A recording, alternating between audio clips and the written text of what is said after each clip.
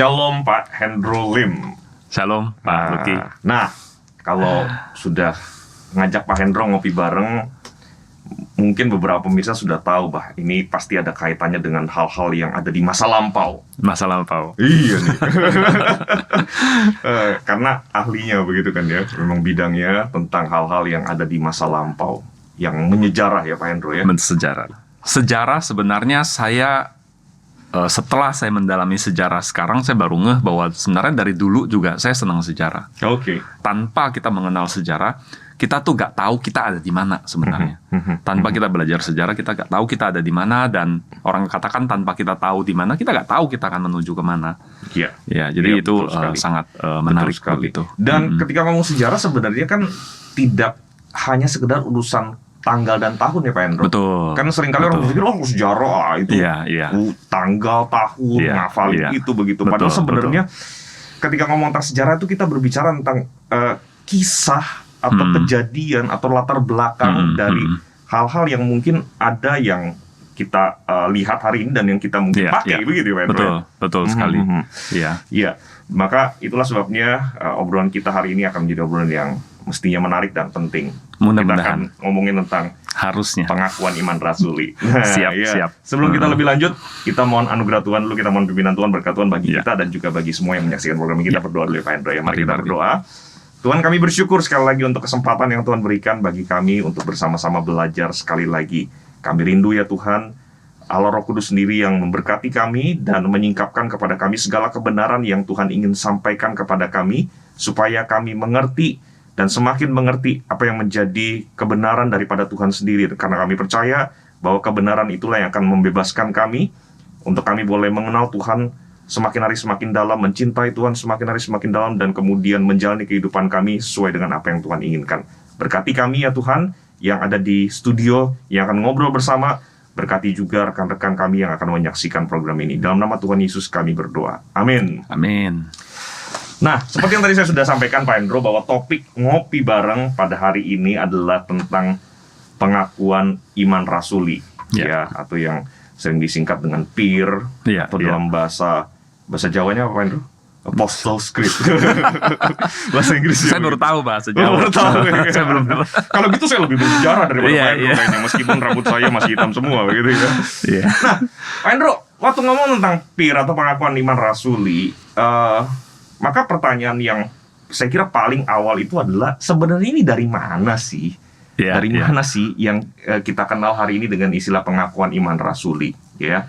Nah, apakah mungkin banyak dari kita yang berpikir seperti namanya begitu ya, pengakuan iman rasuli, maka artinya PIR ini memang dituliskan atau setidaknya diformulasikan oleh para rasul, begitu Pak Hendro. Nah, sebenarnya gimana Pak Hendro?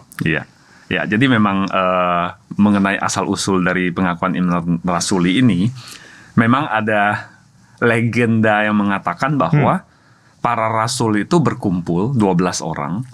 Lalu mereka masing-masing memberikan satu poin yang kemudian membentuk pengakuan iman rasuli itu. Kalau misalnya hari Minggu kita biasa ibadah kan kita lihat itu tidak selalu dituliskan begitu. Tapi kadang-kadang oleh petugas multimedia itu memang dituliskan seperti yang di buku-buku itu ada poinnya. Ada 1, ada angkanya. 2, sampai memang pas 12 begitu. Baru kemudian amin. Tapi memang kelihatannya itu ya berhenti di legenda begitu. Kisah itu mungkin menarik, inspiring, kayaknya wah yang kita ucapkan ini adalah langsung dari para rasul. Tapi semenarik-menariknya kisah itu, tapi kelihatannya tidak seperti itu. Faktanya tidak seperti itu ya. Faktanya tidak seperti itu. Jadi kalau begitu dari mana datangnya? Betul. Datangnya itu kelihatannya adalah dari sebuah pengakuan iman yang memang usianya sih cukup kuno, tapi kelihatannya mungkin di abad kedua itu baru mulai tercatat keberadaannya. Jadi di abad kedua, mungkin pertengahan abad kedua itu sudah mulai tercatat keberadaannya, dan ada yang menyebutnya sebagai the Old Roman Creed begitu. Nah, sedikit sebelum lanjut Pak Hendro ya. Ketika Pak Hendro menyebut tadi kira-kira di abad kedua begitu Pak Hendro ya. Artinya ini sebenarnya sudah melewati masa para rasul. Betul. Rasul ya. Iya. Mereka ya sudah nggak ada begitu. Ya, jelas itu sudah nggak ada. Jadi memang kelihatannya apakah para rasul percaya poin-poin ini? Nanti kita juga masih mungkin bisa bicarakan itu, jelas iya. Ya, ya. Ya, tapi apakah kemudian rumusan kalimatnya itu seperti itu dari mereka? Maka kecil kemungkinan bukan. Jadi tadi ada yang disebut dengan apa tadi? Old Roman Creed. Dan ya. itu ada kurang lebih sejak abad kedua begitu Abad ya? kedua, pertengahan abad kedua itu sudah tercatat.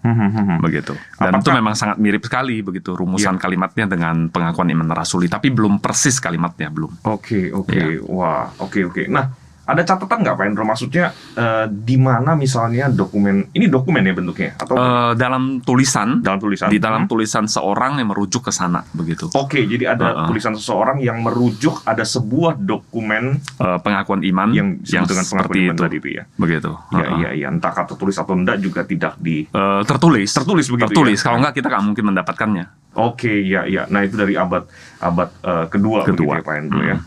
Nah, tadi Pak Hendro juga menyebutkan maksudnya tidak persis sama begitu ya?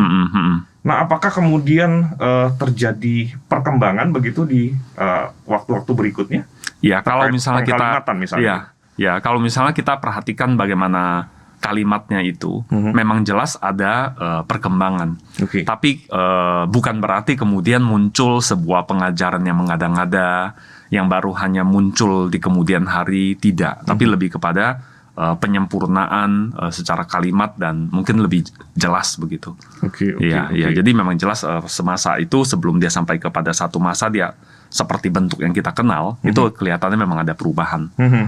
Dan itu lazim terjadi sih. Jadi kalau boleh disimpulkan perkembangannya itu lebih ke arah mungkin redaksional begitu. Redaksional ya? betul. Iya, Itu kata yang baik, itu kata baik. Iya. Nah, itu ketahuan nggak Pak Hendro?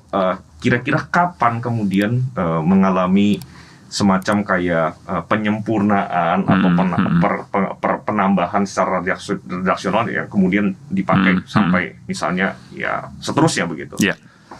Kalau misalnya kita bicara mungkin bagaimana dia mengalami perubahan-perubahan itu, mungkin itu berkaitan sebenarnya dengan keberadaan pengakuan-pengakuan iman yang lain yang dikenal oleh kekristenan. Nah, ketika gereja mengalami pergumulan kredo atau pengakuan iman mana yang mau dipakai, nah saat itulah ketika mereka memutuskan akan memakainya, nah kelihatannya disitulah kemudian diformulasikan, diredaksionalkan supaya lebih akrab begitu, lebih mudah untuk dipakai oleh jemaat. Iya, kelihatannya begitu. Iya. Kalau misalnya dari banyak dokumen yang ada yang sebenarnya argumennya itu sangat lebar begitu. Ada yang mengatakan dari abad kedua itu sampai ke abad yang ke-7. Ada juga yang mengatakan ini di abad ke-9 nih. Jadi kita agak susah untuk memastikan persisnya di mana dia sudah sampai bentuk yang seperti sekarang. Tapi yang jelas di abad ke-9 itu bentuknya sudah sangat mirip dengan yang kita pakai sekarang. Jadi kalau saya pribadi mungkin saya lebih condong ke ini abad ke-9. Abad ke-9 itu finalnya begitu. Iya, itu finalnya begitu ya Pak Hendro ya. Nah, saya lebih condong ke sana. Nah ini juga mungkin perlu perlu disampaikan kepada rekan-rekan yang menyaksikan program kita Pak Hendro ya. Tadi mungkin ada sebagian dari kita yang berpikir, waduh ini kok kayaknya rentangnya jauh banget dari abad kedua sampai abad ke-9. 7 abad begitu kan ya, 700 tahun begitu ya. Nah, mungkin baik juga yang mendengarkan program kita, yang menyaksikan obrolan kita ini Pak Hendro, untuk memahami bahwa ini kita bicara soal berapa ribu tahun yang lalu sih begitu ya. Peristiwa hampir 2000 tahun lalu. Di mana pada waktu itu belum ada kecanggihan teknologi seperti hari ini, belum ada catatan-catatan yang yang sangat detail. Dan sekali. Jelas mungkin culture pada waktu itu tidak ada tuntutan seperti itu juga mungkin kali ya Pak Hendro ya. Dan kalaupun ada, ya bayangkan pasti catatan itu sudah rusak dimakan waktu gitu karena sudah lama sekali begitu. Jadi ini kita bicara soal masa menyejarah yang jauh sekali di belakang kita, dan ini lumrah ya Pak Hendro ya dalam studi-studi sejarah ya. Pada masa itu memang seperti itu begitu. Dan mungkin sedikit ini, kalau misalnya kita bicara soal dokumen kekristenan begini, bahkan sebenarnya secara umum dokumen-dokumen kekristenan itu jauh lebih lengkap dan jauh lebih quote-unquote stabil, bahkan dibandingkan misalnya dengan tulisan-tulisan klasik Yunani, yang kadang-kadang kita dengar kutipannya, kita dengar bahwa ada pengajaran seperti ini dan itu, yang kadang-kadang tulisannya itu adalah udah dikutip oleh si A, lalu dikutip oleh si B lagi, dikutip sekian kali dan kita katakan oh si A dulu pernah ngomong begini, padahal sudah dikutip sekian kali begitu. Jadi justru sebenarnya dokumen-dokumen kekristenan dibandingkan dengan dokumen-dokumen lain pada masanya itu sebenarnya justru termasuk yang sangat reliable begitu. Iya. Saya kira thank you Pak Hendro, ini sudah menyebutkan hal ini. Saya kira ini juga penting bahwa sebenarnya secara ilmiah sekalipun begitu ya. Betul.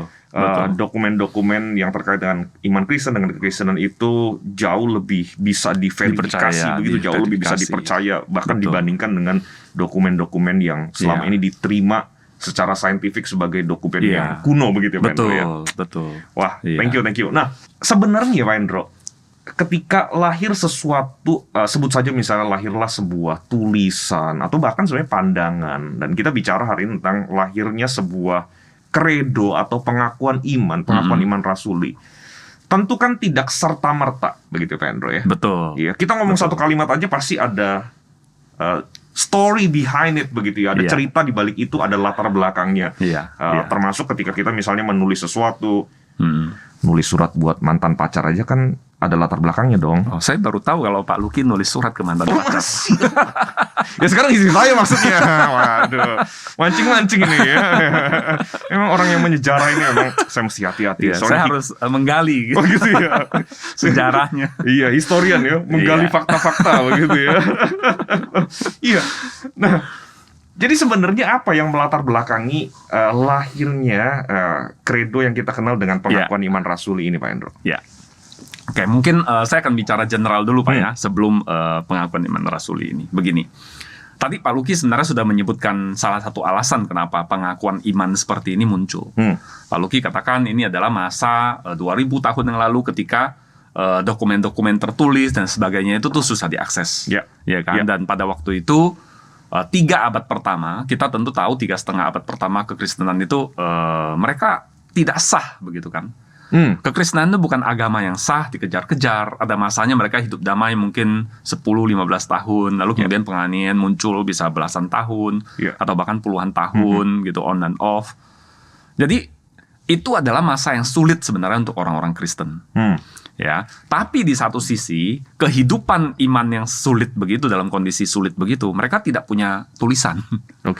Tidak punya hari ini hamba Tuhannya Pastor Irenaeus, Pastor Samuel itu memberikan penguatan lewat WA yang menyegarkan gitu, nggak ada.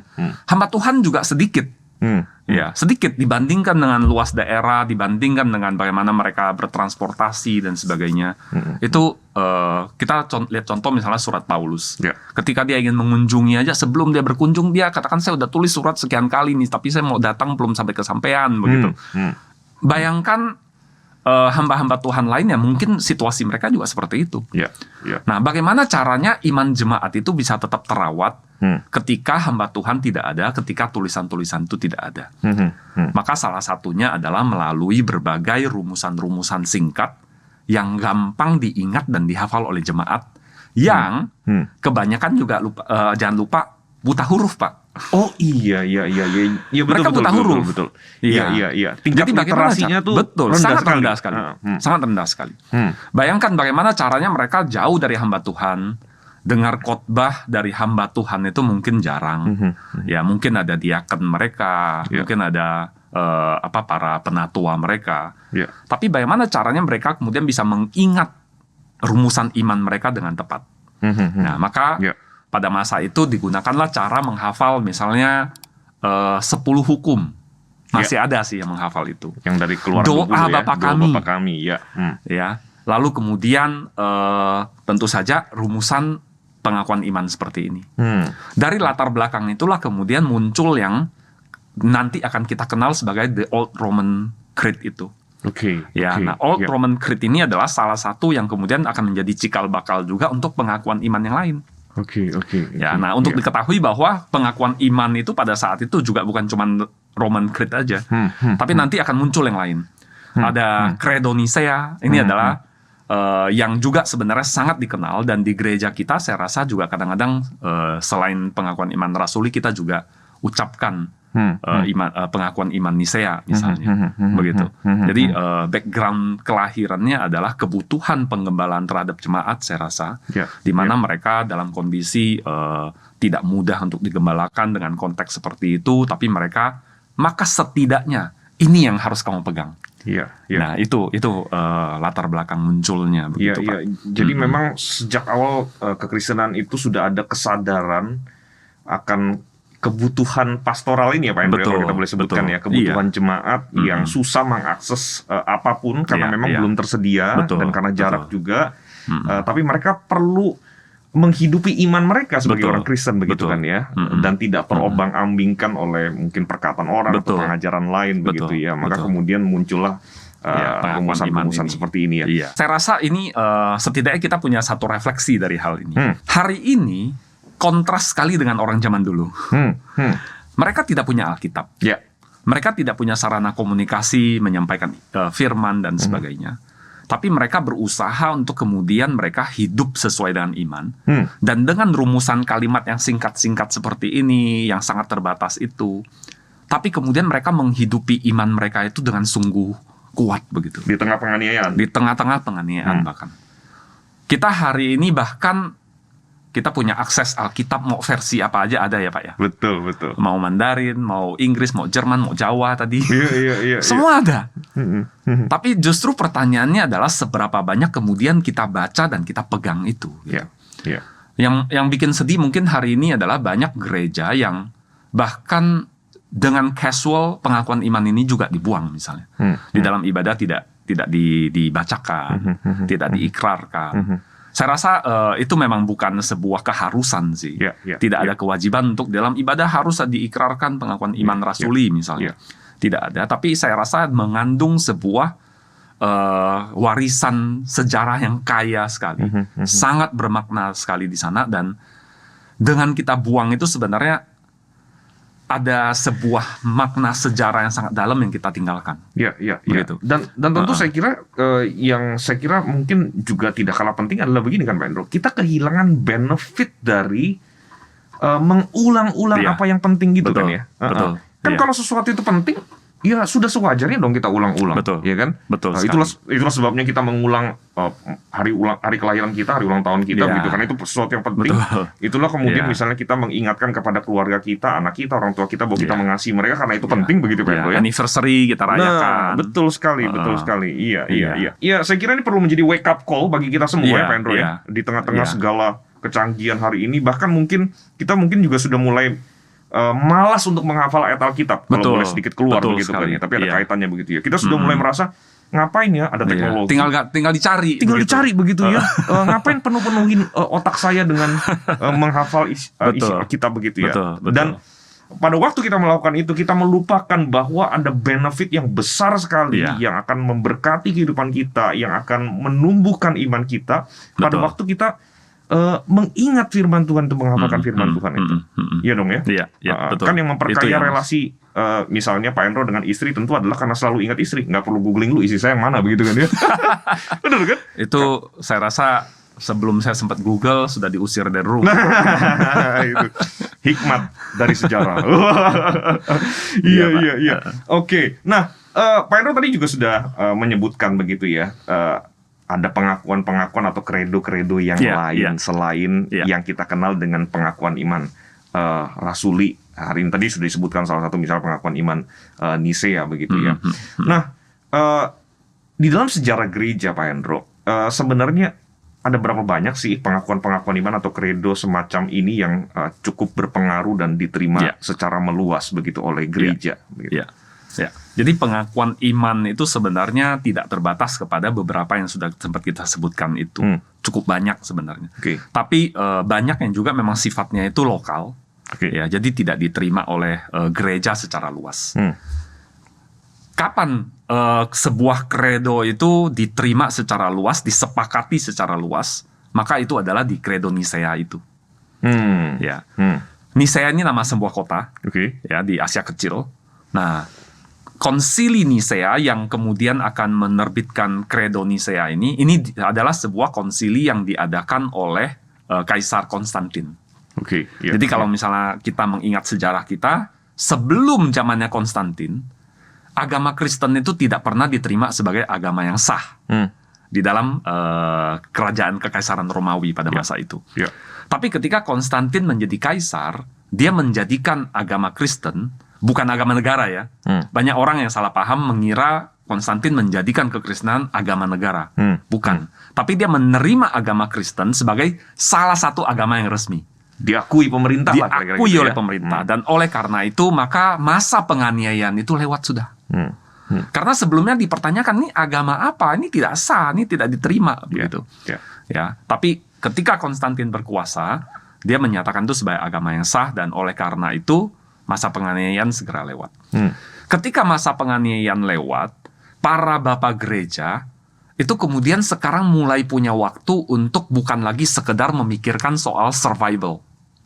Jadi bukan sekedar bagaimana hari lewat hari supaya jemaat ini yang penting dia lewat, yang penting dia bisa setia pada Tuhan, dia bertahan dalam penganiayaan, bukan cuma itu. Tapi mulai berpikir tentang bagaimana kehidupan gereja itu kemudian bisa tertib. Bagaimana kehidupan gereja itu kemudian bisa berjalan dengan semestinya, dan banyak hal yang mereka lakukan. Dan salah satunya adalah bertepatan dengan munculnya sebuah ajaran sesat yang disebut dengan Arianisme. Arianisme ini mengatakan Yesus itu bukan Allah seperti Bapa. Dia adalah Allah yang second class gitu, kelas 2. Nah, maka kemudian di dalam gereja muncul gejolak, dan Konstantin katakan kita adakan konsili. Dan konsili itu adalah sebuah sidang yang dihadiri oleh semua ya, dalam arti begitu banyaknya para uskup dari berbagai daerah hadir di situ. Itu untuk pertama kalinya.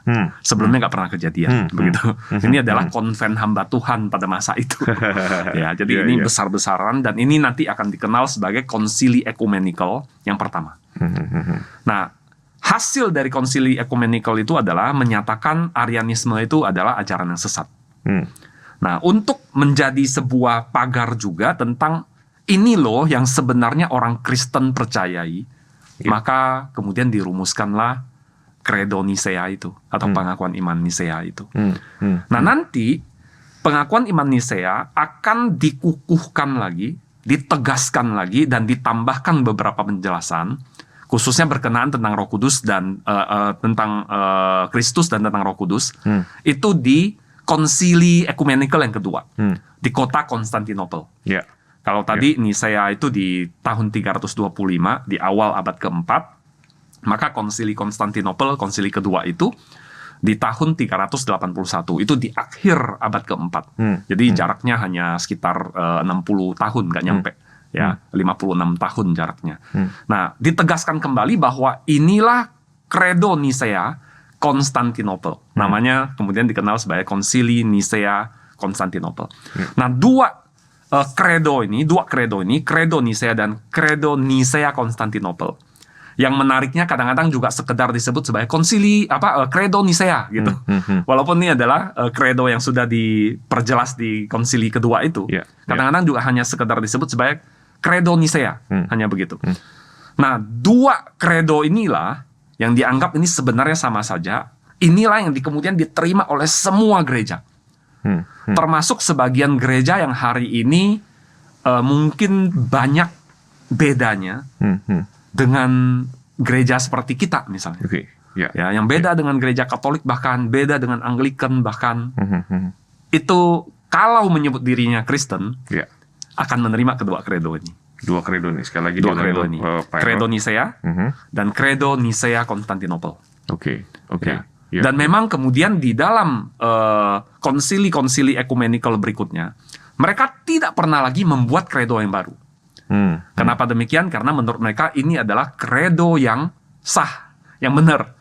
Itu sudah benar. Gak akan kita ubah, gak akan kita tambahin, pokoknya itu. Begitu.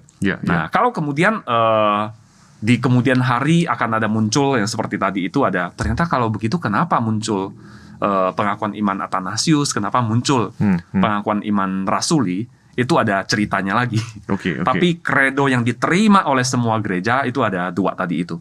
Credo Nicea dan Credo Nicea Konstantinopel. Nah, begitu. Nah, Pak Hendro, berdasarkan penjelasan yang tadi itu, correct me if I'm wrong, begitu ya. apakah itu artinya bahwa secara official, secara gerejawi, Kredo Nisea dan Nisea Konstantinopel ini yang lebih duluan mendapatkan pengakuan secara official ya, gerejawi begitu ya, dibanding dengan pengakuan iman rasuli. Kalau dari segi waktu tadi kan kemungkinan di awal-awal sudah ada Old Roman Creed itu. Iya betul, Old Roman Creed itu begitu ya. Apakah betul seperti itu, Pak Hendro? Kalau kita lihat bagaimana perkembangannya, kelihatannya memang jelas sekali yang resmi. Ya kan tadi saya katakan sebelum konsili Nisea itu, para uskup sebenarnya tidak pernah kumpul dalam skala yang begitu besar. Ya, karena waktu itu benar-benar skalanya itu besarnya luar biasa. Konstantin itu sampai membiayai para uskup dari semua daerah untuk datang itu dengan biaya kekaisaran.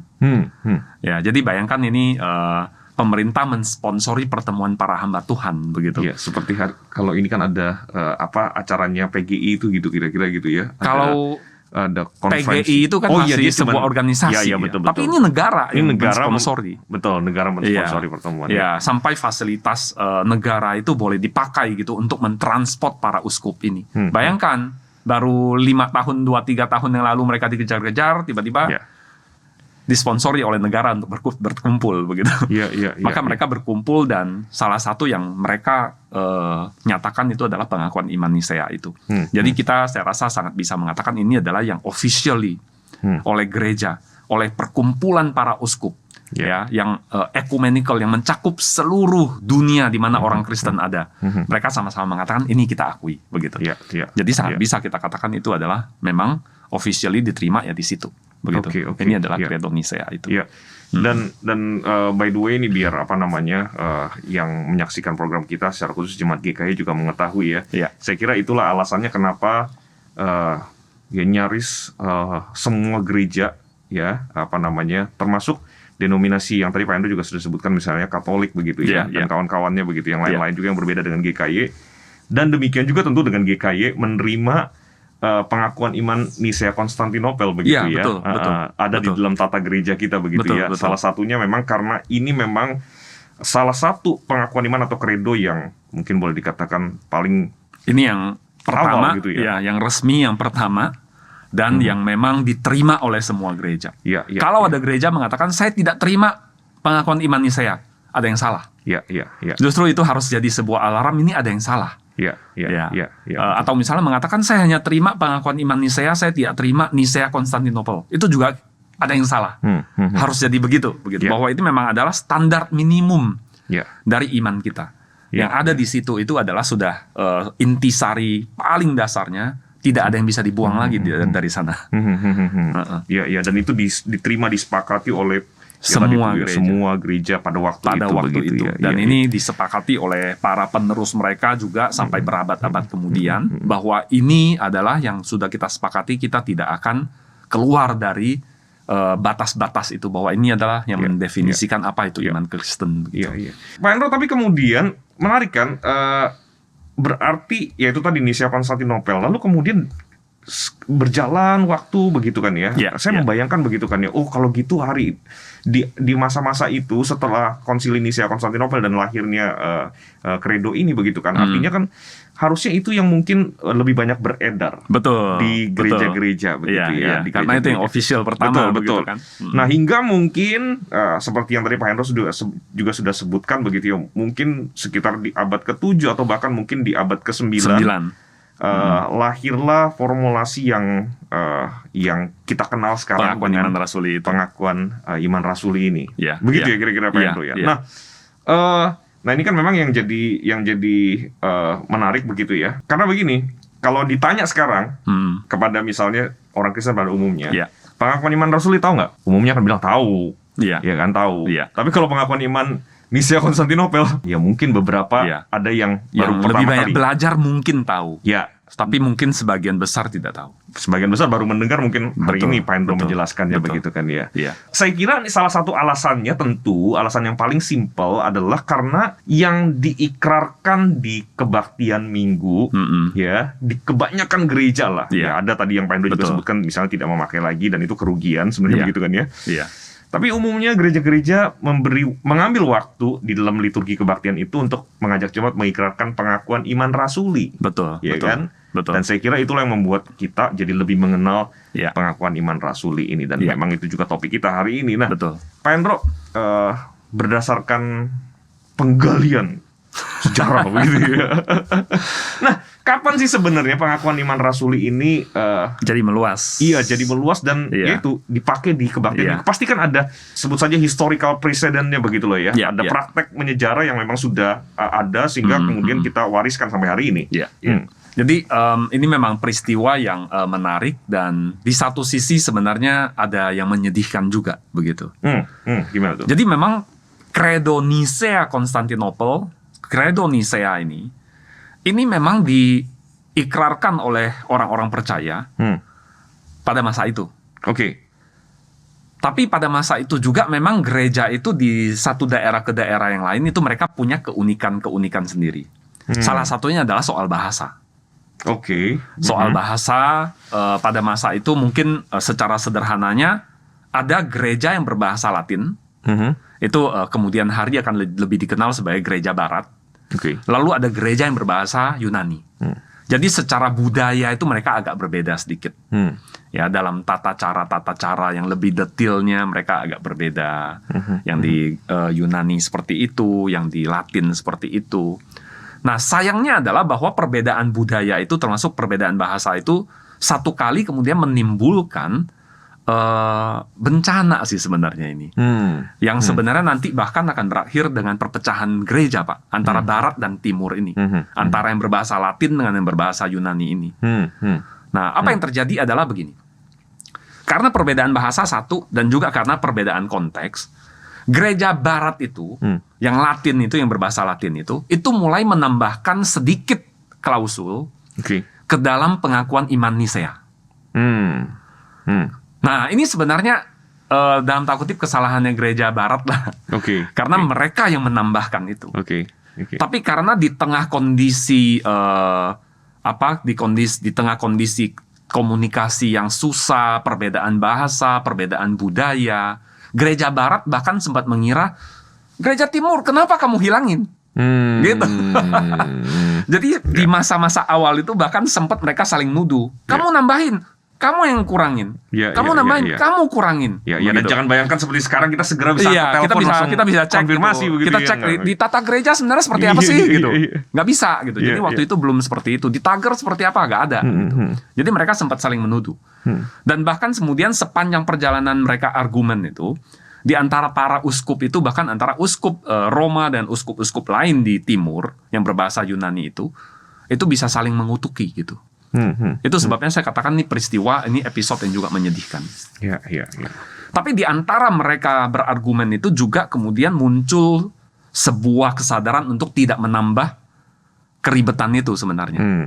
Maka kemudian gereja Barat mulai berpikir kalau gitu kita jangan terang-terangan deh bacain. Bahkan pada masa itu sebenarnya pengakuan iman itu dicantumkan di gedung gereja begitu. Tapi oleh para pemimpin gereja Barat pada masa itu mereka juga agak jaga perasaan. Jangan digantungin deh yang ada perubahan itu. Nah, tapi kemudian untuk sehari-hari bagi jemaat yang banyak buta huruf, yang tidak banyak punya resources bacaan dan sebagainya, bagaimana mengajar mereka? Apa yang mau dilakukan? Betul. Disitulah kemudian mulai muncul pengakuan iman Athanasius, pengakuan iman rasuli. Nah, dari sanalah kemudian mulai itu dibacakan. Bukan lagi credo atau pengakuan iman Nicea yang dibacakan, tapi pengakuan iman rasuli. Begitu. Tapi kemudian penggunaannya menjadi meluas, menjadi sangat luas.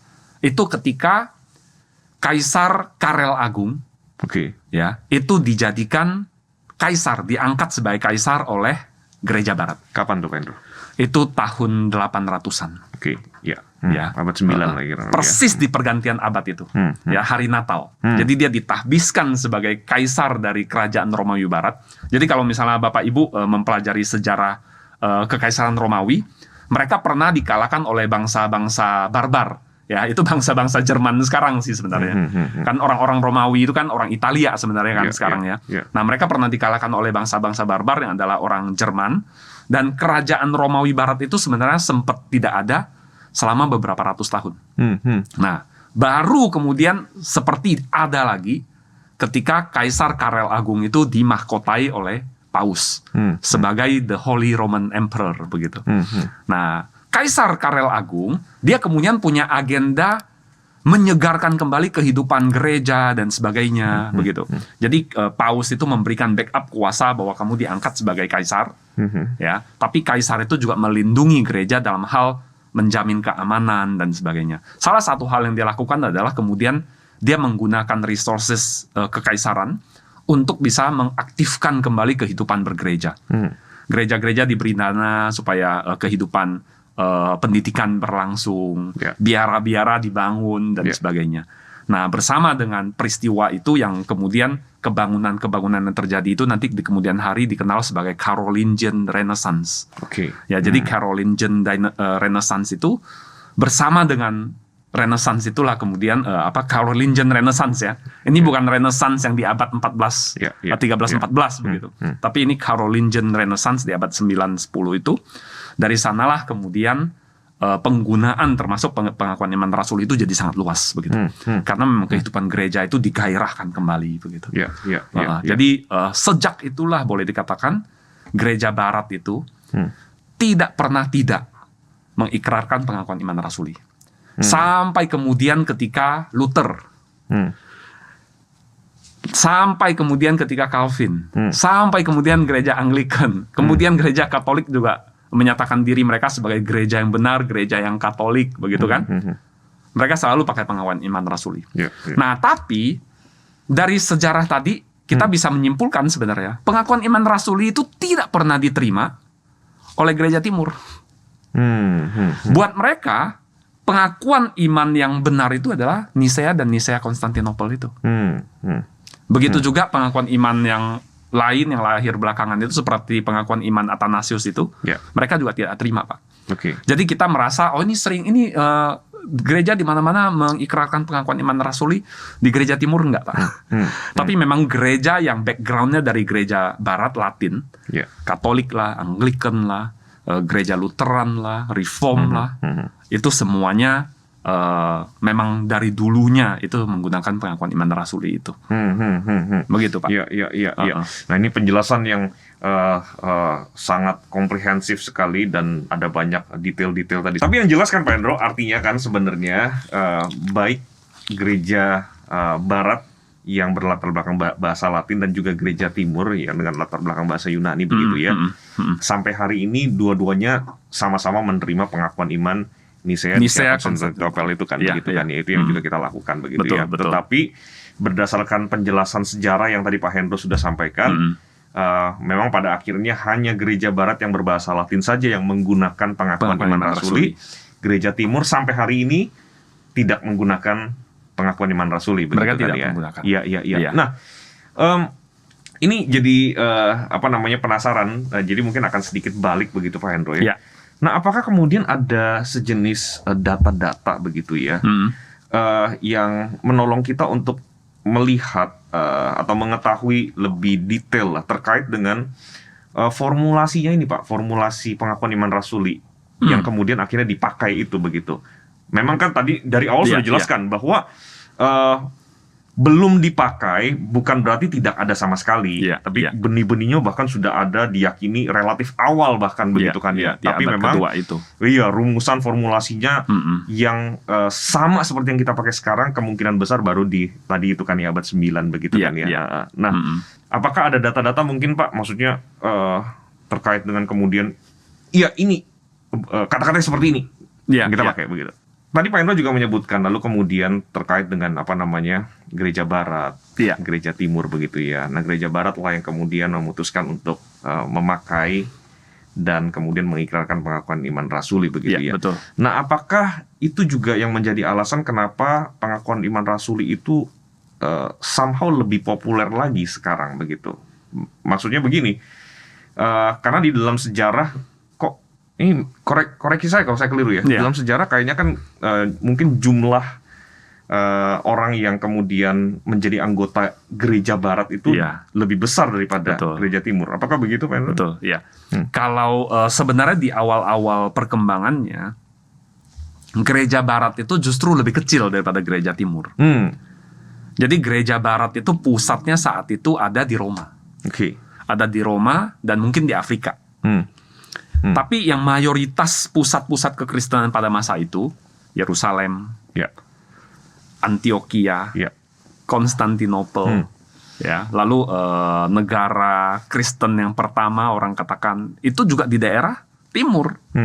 Jadi sebenarnya gereja Barat pada saat itu, gereja yang berbahasa Latin itu sangat kecil, ya. Bahkan sebenarnya ada masa-masanya karena tadi dikalahkan oleh bangsa barbar itu, kehidupan mereka menyedihkan sebenarnya. Jadi gak terlalu berkembang. Tapi kemudian ketika perjalanan sejarah berlanjut, kebangkitan orang-orang Islam, itu gereja Timur itu kemudian direduksi demikian rupa. Bayangkan dalam 100 tahun kebangkitan Islam, 632-an mereka sudah sangat mandiri. Ya. 711 mereka sampai di Eropa, Pak. Menjajah bahkan Spanyol, Portugal begitu, itu 700 tahun ke depan.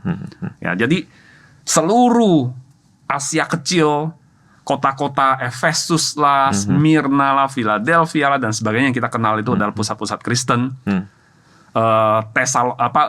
Antioquia, Yerusalem, Damaskus itu semua habis Berubah ya. dalam 100 tahun itu. Ya, bahkan sebenarnya kayak Damaskus yang lebih dekat lagi itu hanya 30 tahun itu sudah dikuasai begitu. Ya. Seluruh Afrika yang dulunya Kristen itu juga hampir semuanya dihabisi begitu. Itu sebabnya kemudian kekristenan yang timur itu jadi sangat ciut. Jadi sangat kecil.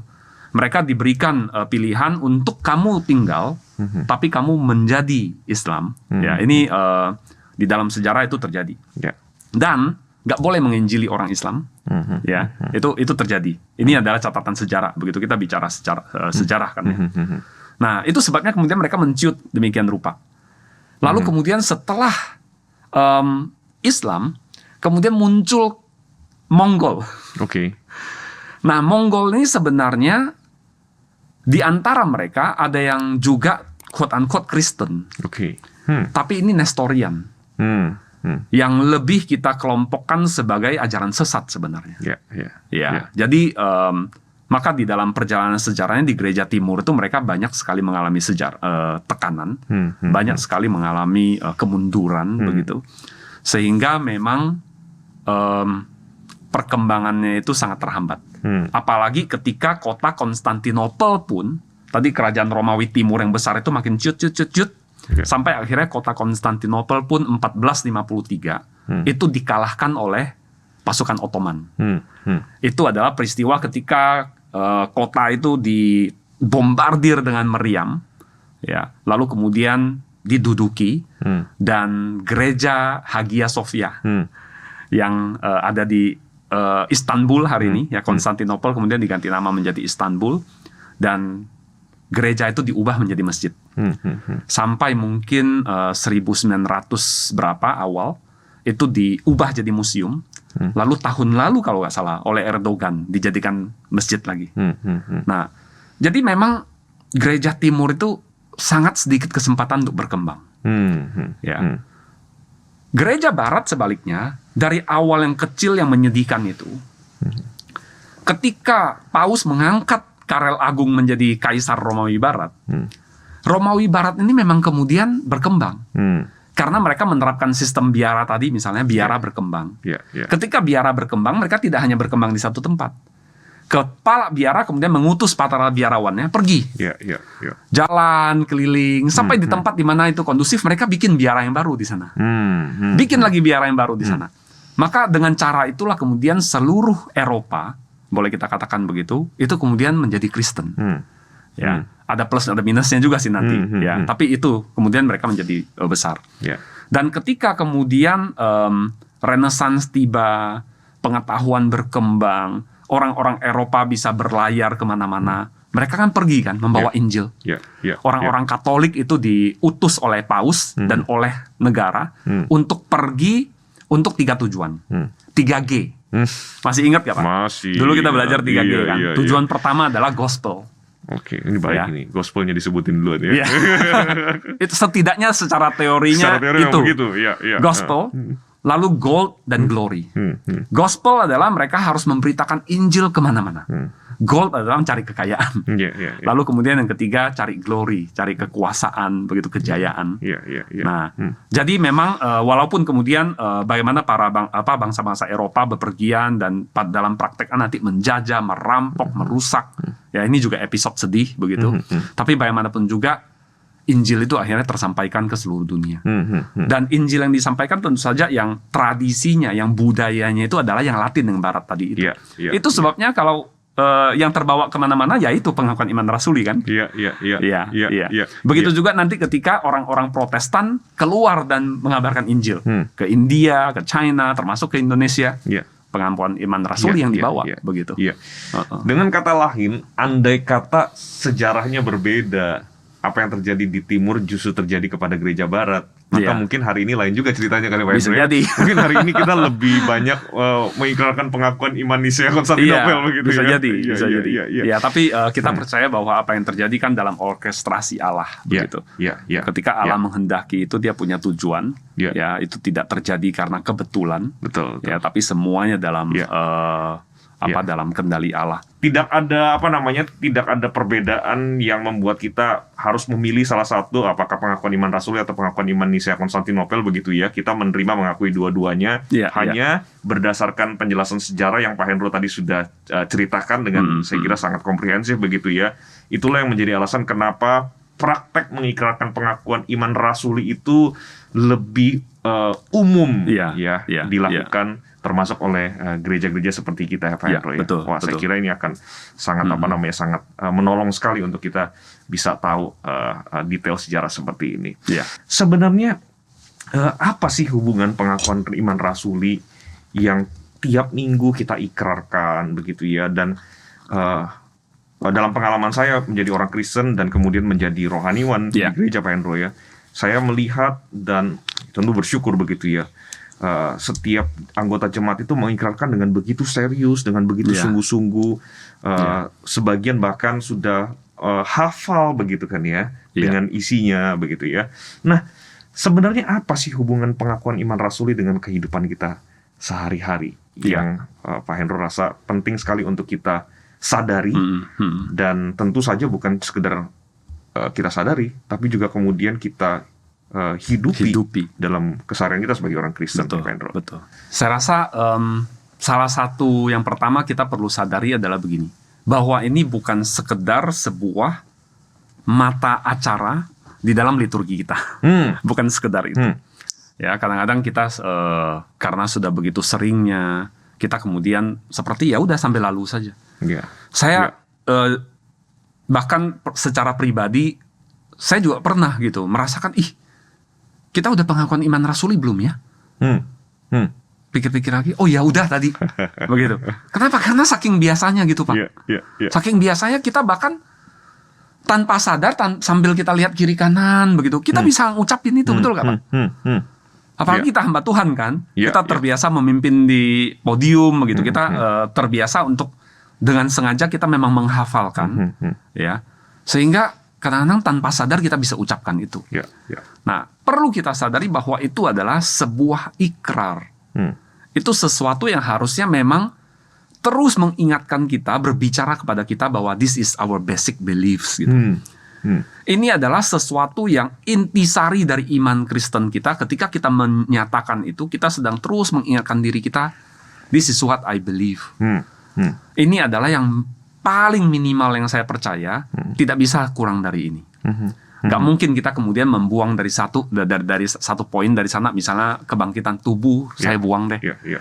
Mungkin sekitar 10-15 tahun lalu ketika berita tentang penemuan kubur Yesus, ada yang berpikir, kalau Yesus tidak bangkit dan tidak bangkit secara tubuh, ya sudah, emang kenapa gitu. Gak bisa sebenarnya. Artinya itu dengan kita ingat pengakuan iman rasuli, kita udah tahu. Aku percaya Pak, kebangkitan tubuh, gitu kan? Ketika dia mengatakan nggak apa-apa kalau Yesus tidak bangkit secara tubuh, no, ini udah salah, udah keluar dari pagar itu.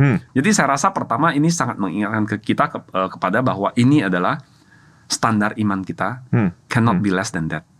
Kalau kita kemudian mendengarkan seorang pengkhotbah, dia berkhotbah dengan sangat baik, dengan sangat menarik, sangat engaging sekali mungkin, terutama anak-anak muda hari ini kan sangat menginginkan khotbah itu yang engaging, yang menarik, mungkin yang bahkan yang bikin tertawa, jangan yang bosenin dan sebagainya. Khotbahnya yang menarik seperti saya misalnya. Iya, seperti Pak Luki.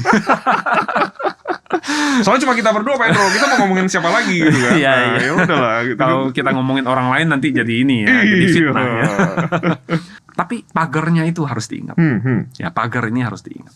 Iya, iya. Lalu saya rasa hal lain yang juga disampaikan oleh pengakuan iman rasuli ini ketika kita kita mengikrarkannya ini adalah saya ingin ambil dari satu perkataan yang sangat populer yang berbicara tentang bahwa gereja ini adalah una sancta catholica et apostolica ecclesia. Jadi gereja itu adalah yang una, satu, sancta, kudus, lalu katolika itu universal, dan apostolika, apostolik. Ya. Nah, saya rasa saya mau pakai kata ini untuk berbicara apa yang diajarkan di sini. Kesatuan, una, kesatuan. Ketika kita mengikrarkan pengakuan iman rasuli ini, sebenarnya kita disadarkan kita adalah satu kesatuan sebagai orang percaya. Para pemimpin ibadah biasanya memulai dengan apa, Pak Luki?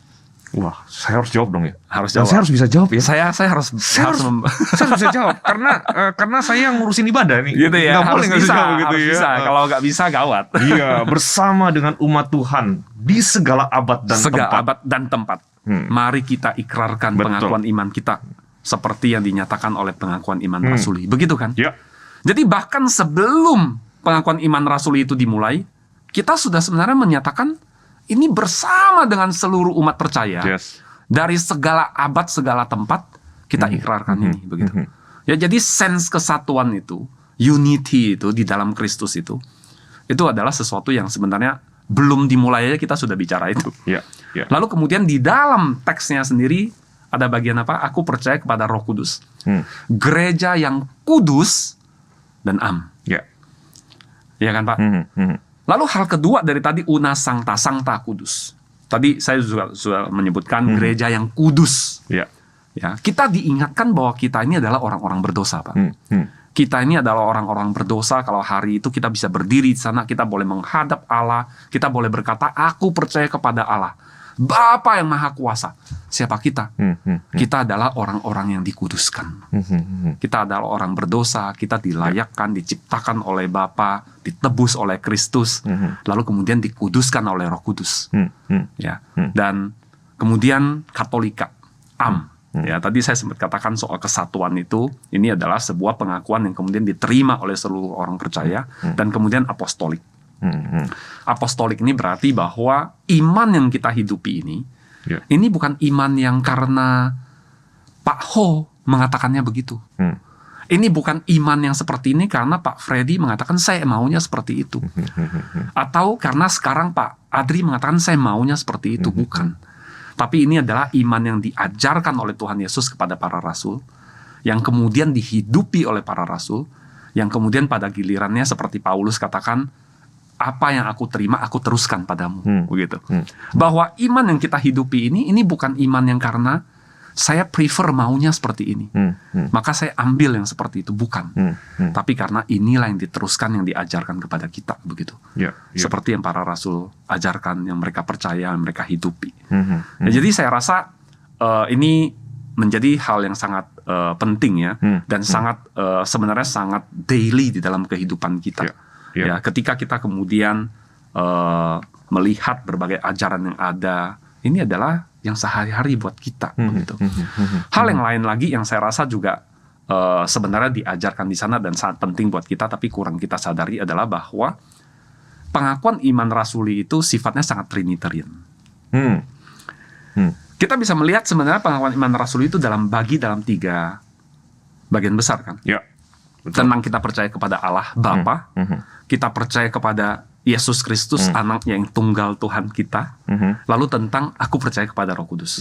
Ada orang yang mengatakan ini gak balance nih, pengakuan kepada Bapa, Kristus, dan kepada Roh Kudus. Roh Kudus ini pendek banget. Aku percaya kepada Roh Kudus lalu selesai. Sebenarnya gak begitu, Pak.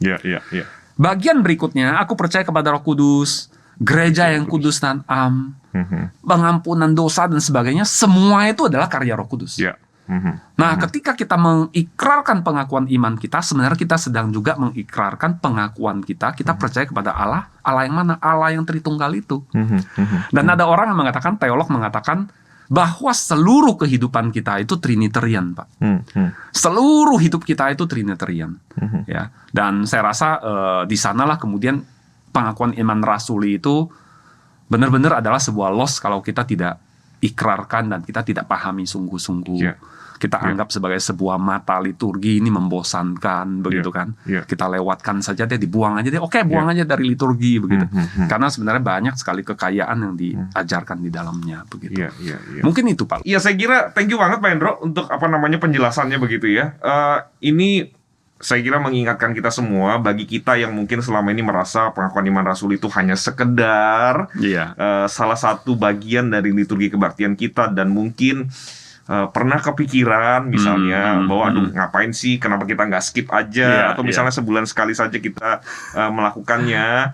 Nah, semoga bisa sekarang lebih ngerti ya, lebih tahu bahwa ada kehilangan yang sangat besar ya. Ada berkat manfaat yang akan terlewatkan kalau kemudian pengakuan iman rasul ini tidak muncul. Kalau kita tidak diberi kesempatan untuk mengikrarkannya. Kita bukan mendengar loh Pak Endo ya, tapi kita diajak mengikrarkannya secara aktif, berpartisipasi begitu ya. Dengan harapan tentunya setelah ini rekan-rekan kita ini akan lebih sungguh-sungguh, lebih memahami, lebih menjiwai dan menghidupi. Betul gitu ya. sekali. By the way, satu hal, kadang-kadang saya di gereja itu suka mengamati jemaat itu kalau lagi pengakuan iman rasuli dia berdoa, gitu. Dia sikapnya berdoa. Mungkin sebenarnya kurang tepat. Akan lebih tepat kalau dia kemudian berdiri dengan mantap, lalu menyatakan itu dengan keyakinan begitu, dan penuh keyakinan, karena itu memang sebuah ikrar, sebuah pengakuan begitu, bukan didoakan. Betul. Ya, tentu saja ini tidak ada hubungannya dengan berdosa atau tidak berdosa ya Pak Hendro ya. Tetapi tentu kan sikap tubuh kita itu harus selaras dengan apa yang kita lakukan begitu ya. Jadi karena kita sedang mengikrarkan sesuatu, ya tentu sikap tubuh kita ya seperti orang sedang mengucapkan ikrar. Betul. Kira-kira begitu ya Pak Hendro ya. Iya. Nah, tentu saja saya kira obrolan kita hari ini juga penting untuk diingat oleh semua yang selama ini mungkin sudah mengikrarkan pengakuan iman rasuli dengan begitu sungguh-sungguh, tapi mungkin selama ini belum terlalu menyadari apa pentingnya begitu ya. Nah, tadi Pak Hendro sudah membantu kita, misalnya mengingatkan kita soal itu strukturnya Allah Tritunggal, bahwa inilah Allah yang kita percayai begitu ya. Lalu kemudian juga terkait dengan butir-butir tertentu yang sebenarnya sangat berhubungan dengan kehidupan kita sebagai orang Kristen begitu ya. Nah, maka setelah ini terus bersungguh-sungguh mengikrarkannya begitu ya. Tapi sambil mengikrarkannya itu saya kira penting juga untuk sambil memikirkannya begitu ya. Mencoba untuk lebih memahami lagi. Oh iya ya, pada waktu saya mengucapkan aku percaya kepada Allah Bapa yang Maha Kuasa. Wah, itu kan dalam sebenarnya Pak Hendro, kalau dipikirin begitu ya. Kalau tiap kalimat, tiap butir itu kita refleksikan secara mendalam dan kita kaitkan dengan kehidupan kita sebagai orang Kristen, saya kira ini akan sangat menolong kita untuk sekali, Pak. Bisa bertumbuh, bahkan juga bisa bertahan di tengah-tengah berbagai macam pergumulan kehidupan kita sehari-hari. Betul sekali, Pak. Ya. Baik sekali. Hendro, sekali lagi thank you buat waktunya Luki. Di tengah-tengah kesibukan di awal semester mengajar di STT Amanat Agung dan kesibukan-kesibukan yang lain. Dengar-dengar kan lagi persiapan mau studi lanjut nih gitu kan. Iya, Pak Luki. Studi doktoral begitu ya. Semakin menyejarah dong ya. Semakin mudah-mudahan melampaui sejarah. Ya, Tuhan berkati dalam pelayanan dan juga dalam studi yang akan dijalani, tentu supaya menjadi berkat bagi bukan hanya mahasiswa di STT Amanat Agung, tapi juga bagi GKY, karena pendeta GKY, dan juga bagi gereja-gereja yang selama ini dilayani. Sekali lagi thank you Pak Hendro. Thank you, Pak Luki. Kita berdoa, kita bersyukur kepada Tuhan ya. Mari kita berdoa. Terima kasih Tuhan untuk obrolan kami pada hari ini. Kami bersyukur karena ada banyak berkat yang boleh kami terima dari Tuhan lewat obrolan ini.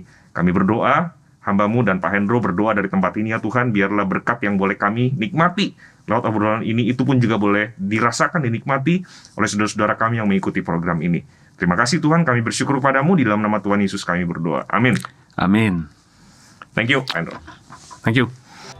Oleh anugerah Tuhan, Di tahun 2022 ini, STT Amanat Agung telah memasuki usia 25 tahun. Sebagai institusi pendidikan tinggi teologi yang terus bergerak maju di bumi Indonesia, STT Amanat Agung berkomitmen kuat untuk membentuk dan mendidik orang-orang percaya yang terpanggil melayani Tuhan secara penuh waktu. Sebagai wujud komitmen kami dalam pendidikan teologi, pada tahun ini kami juga mengembangkan program pendidikan teologi bagi umat Tuhan di ruang publik yang rindu untuk diperlengkapi dengan wawasan teologi Kristen. Penyelenggaraan pendidikan di STT Amanat Agung berbasis pembelajaran transformatif. Secara intensional, kurikulum dan pola belajar dirancang sedemikian rupa agar mahasiswa secara terarah dapat mengalami perubahan dan pengembangan dalam dirinya, baik dari segi akademis, nilai, sikap, karakter, keterampilan, maupun kemampuan berpikir kritis. Upaya ini dihadirkan agar STT Amanat Agung dapat secara bertanggung jawab menghasilkan lulusan-lulusan yang berkualitas dan yang mampu melakukan pelayanan yang transformatif.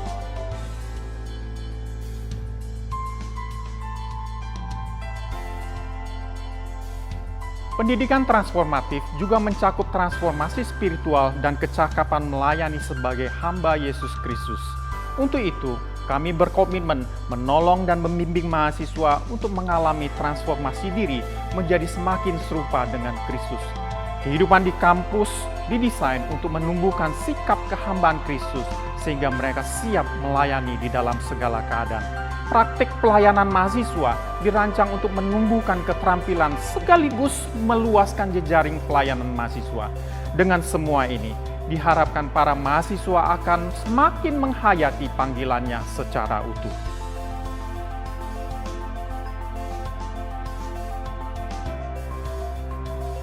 Sebagai Integrative Smart Campus, STTAA terus meningkatkan pemanfaatan sistem teknologi informatika, mulai dari sistem penerimaan mahasiswa baru secara online, sistem informasi akademik, learning management system Rackspace, perpustakaan digital dan server Linux berkemampuan VPN yang memungkinkan dosen, staf, dan mahasiswa bekerja dan belajar tanpa dibatasi oleh ruang. Laboratorium untuk praktikum kelas dan pelayanan mahasiswa juga terus dikembangkan dengan kelengkapan teknologi yang mumpuni. Di sisi lain, untuk menunjang kehidupan spiritual mahasiswa, kami membangun taman doa dengan konsep Stations of the Cross. Sejalan dengan semua peningkatan sarana penunjang pembelajaran transformatif tersebut, STTAA berkomitmen penuh pada pengembangan mutu dosen dan staf. Selama 25 tahun ini, STT Amanat Agung telah membuktikan komitmen dan kerja kerasnya dalam menghasilkan lulusan-lulusan yang telah menjadi berkat di Indonesia dan di mancanegara.